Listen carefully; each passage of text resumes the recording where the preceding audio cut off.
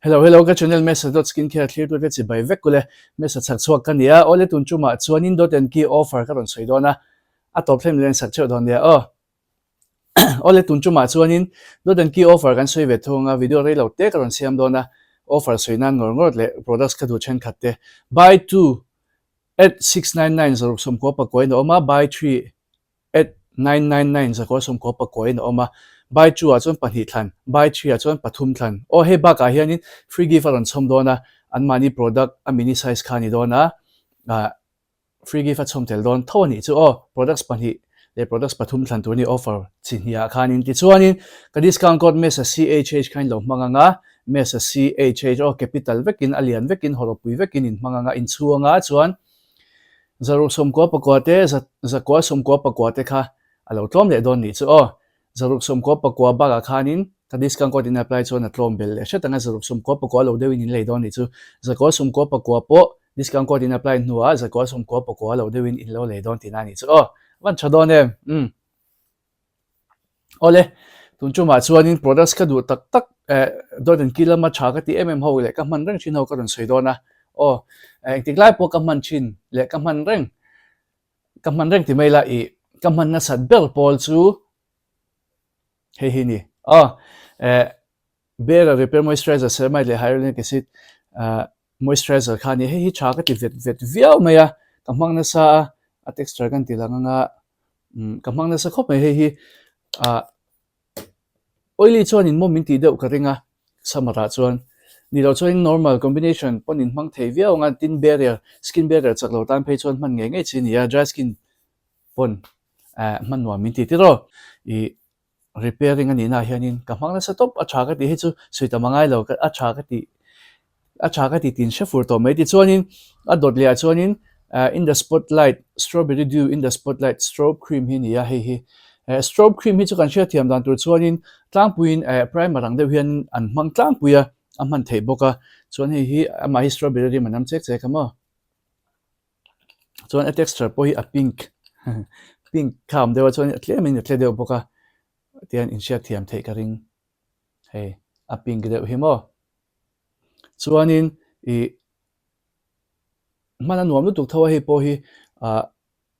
makeup mang du dan chuan sunscreen chunga sunscreen tlema aro ange ain sedel huna khan tian in manganga hei atle deuh hi mo tlemin atle kha a finishing a khan atela sunscreen noi ma khan in han noi hlekanga chuan sunscreen noi nuwa makeup noi ma khan in han mang hlekanga chuan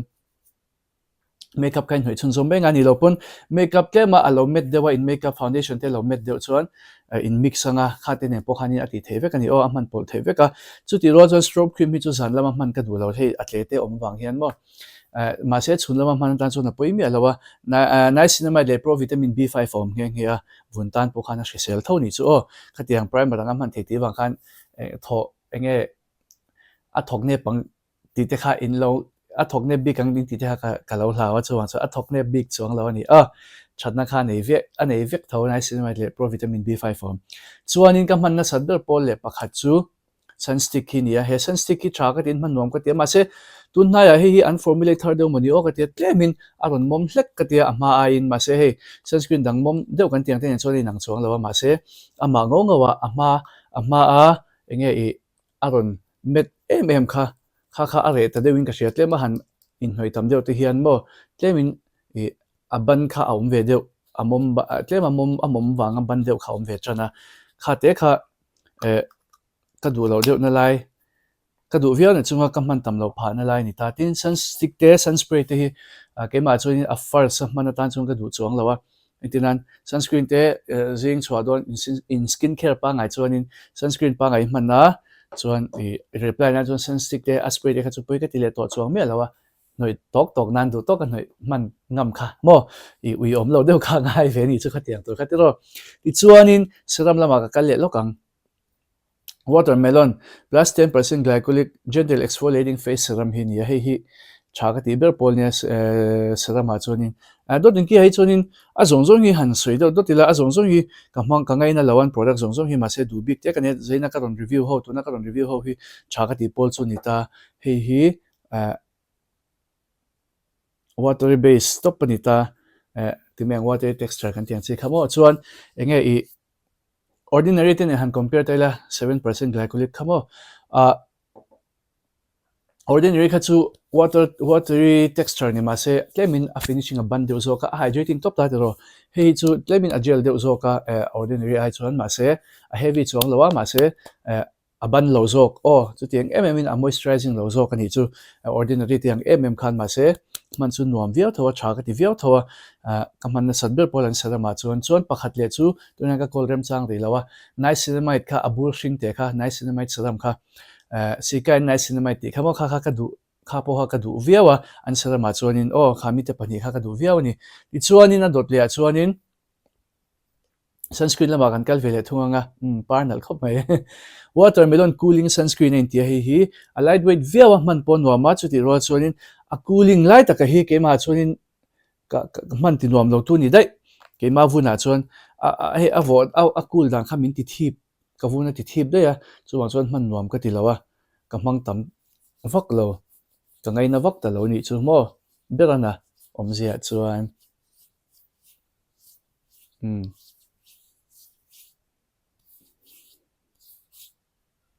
ti khania man chu nuam tu ka amom lo mom po mo ma se a cooling takhian min ti man tir nuam lo le dei kan tinge chuanin a dot le chuanin sunscreen to mai hi kan e ma na changa ka man chin to hi ania ma se chu chu kala soidon lo tu na chuanin tinted sunscreen daily wear tinted sunscreen ania ka ta hi 01 porcelain nei tia hi color chi sang sang ania shade chi sang sang an nei ve a man chu nuam do to pa he po hi mo foxtail SPF primer nen han khan han compare taila i foxtail kha chu a man vel han hnoi vela chu na thluk lo de ma se he poi man chu nuam ve khop maya I color chi sang sang shade chi sang sang thlan tur oma ka ta hi 01 porcelain ne tlemin apo ve hlek tila han pot se chu ni chuang lawa I a color chu an nei thalom ve lo